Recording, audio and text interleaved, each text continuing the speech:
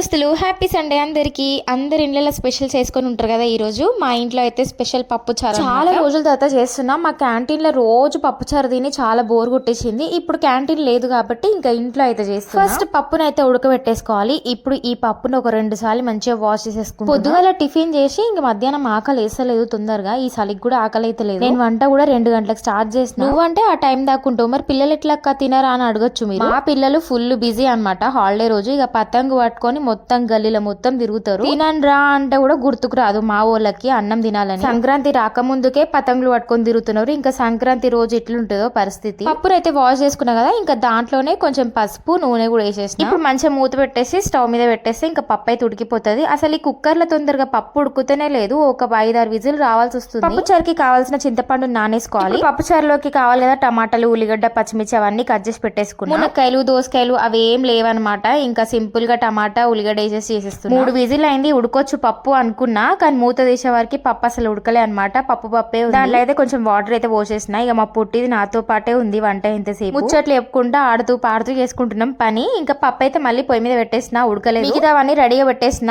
ఎల్లిపాయలు, కరివేపాకు, ఎండుమిర్చి. కరివేపాకు అయితే లేతది అనమాట, చిగుర్లే వచ్చినాయి. ఈ గిన్నె నా హెయిర్ కి వచ్చింది. ఇలాంటి 2 వచ్చినాయి నా హెయిర్ కి. ఇంకా ప్రాసెస్ అయితే ఫస్ట్ ఒక గుండి పెట్టేసి దాంట్లో ఆయిల్ వేసేసుకొని కొంచెం జీలకర్ర, ఆవాలు కూడా యాడ్ చేసేసిన. ఇంకా అందులోనే ఎల్లిపాయలు, ఎండుమిర్చి, పచ్చిమిర్చి కొంచెం వేగిన తర్వాత ఉల్లిపాయలు కూడా వేసేసుకోవాలి. ఉల్లిపాయలు కూడా కొంచెం మంచిగా ఎర్రగా వేగిన తర్వాత ఇంకా కొద్దిగా పసుపు, కట్ చేసి పెట్టుకున్న 2 టమాటాలు కూడా వేసేసి మంచిగా కలుపుకోవాలి. అయితే ఒక స్పూన్ వేస్తున్నా, మళ్ళీ తర్వాత వేసుకోవచ్చు. ఇంకా లేత కరివేపాకు అయితే వేసేసిన, అట్లనే కొమ్మలతో వేసేసి నానబెట్టిన చింతపండుని ఒక గిన్నెలకు తీసుకొని ఇంకా అదంతా దాంట్లో వేసేస్తున్నా. పులుపు కొంచెం ఎక్కువ అనిపిస్తే కొంచెం వాటర్ కూడా కలుపుకోవచ్చు. కొన్ని వాటర్ కూడా వేసేసిన అనమాట. పులుపు వాసన పోయేదాకా మంచిగా మసాలా పెట్టుకోవాలి. ఇప్పుడు టేస్ట్ కి తగ్గట్టు సాల్ట్ కూడా వేసేసుకోవాలి. నాకైతే 3 చెంచాల సాల్ట్ పడుతుంది. ఇప్పుడు పప్పు పొయ్యి మీద పెట్టేసుకొని ఆ పప్పు దాంట్లోనే చారు కూడా వేసేసుకోవాలి. ఒక 5 నిమిషాలు మంచిగా మరిగిన తర్వాత లాస్ట్ లో కొత్తిమీర జల్లేసుకోవాలి. కావాలంటే కొంచెం సాంబార్ మసాలా వేసుకోండి, బాగుంటది. అంతే పప్పు చారు అయితే రెడీ. ఇంకా టేస్ట్ అయితే సూపర్ అయింది. మేమైతే ఇట్లనే చేసుకుంటాం అబ్బా. మీరు ఎట్లా చేసుకుంటారో కామెంట్ చేయండి.